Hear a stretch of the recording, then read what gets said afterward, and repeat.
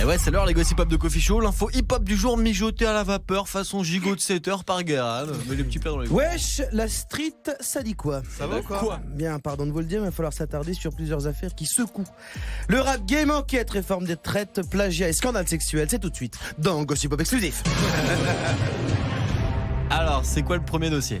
La Fouine, qui aurait annoncé que son album Bénédiction, sorti la semaine dernière, pourrait être le dernier. Oula. Après une légère enquête, je vais me permettre, Fouini Babe, d'émettre un petit bémol. La retraite chez les rappeurs, c'est un peu comme la poitrine des candidates des anges de la télé-réalité. C'est pas toujours vrai. En moyenne, on est sur des arrêts de carrière d'environ 2 jours et demi, et je rappelle que le rap est un des seuls business où des rappeurs morts ont sorti plus d'albums que quand ils étaient vivants. Donc excuse-nous de douter un peu, Laouni. Mais le gros dos du jour, c'est quand même un bail de plagiat, Guérin. Une affaire terrible, qui concerne le petit prince de la moula, le virtuose de la rapta, le petit Mozart en esprit, l'enfant... Enfin, cet enfoiré, quoi, vous avez compris.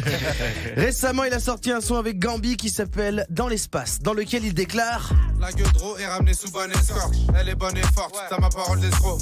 Passe l'enfoiré, Carlos Gambi au micro.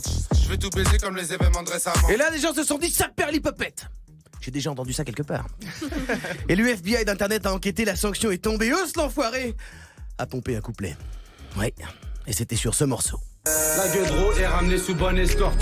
Elle est bonne et forte, t'as ma parole d'escroc. Passe l'enfoiré, j'encule l'OPJ au micro.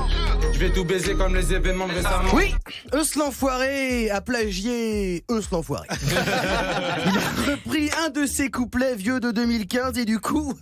Bon, c'est pas grave, c'est pas très grave, c'est pas comme si tout le rap game l'avait pas fait au moins 2-3 fois. Mais que retenir de cette aventure incroyable? Déjà, on reproche au rap de ne plus être engagé alors que, clairement, eux nous prouvent qu'il aime le recyclage. Les haineux diront que c'est de la fainéantise, moi je dis non. C'est écolo. C'est une démarche verte et écolo. 2, ça veut dire que des gens analysent les paroles de l'enfoiré, et ça je trouve ça beau. Parce que c'est quand même un mec qui a fait des sons toute l'année avec 12 mots.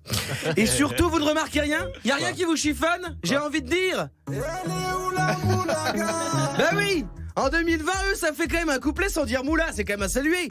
Et ça, par contre, personne ne l'a remarqué. Et je peux vous dire que s'il y a bien une personne qui s'en fout, c'est juste l'enfoiré. On a vu ces vidéos, il s'en fout complètement.